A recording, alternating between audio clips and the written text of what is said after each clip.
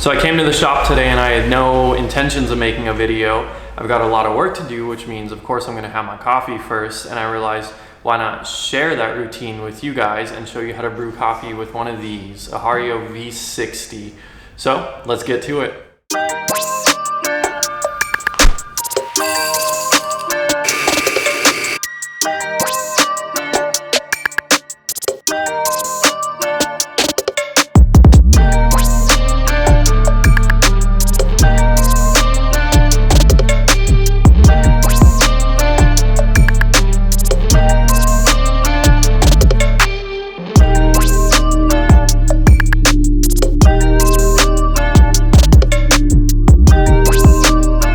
So while that thing's draining, I'm gonna talk to you guys about another tool I use in my brewing, and it's this right here. This is a refractometer. So what this thing does is it measures the total dissolved solids in your coffee, which is a fancy way of saying how much coffee is in your coffee.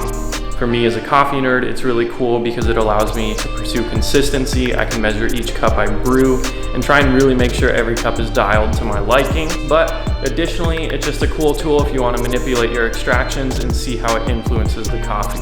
But anyways, I'm going to show you how I use it.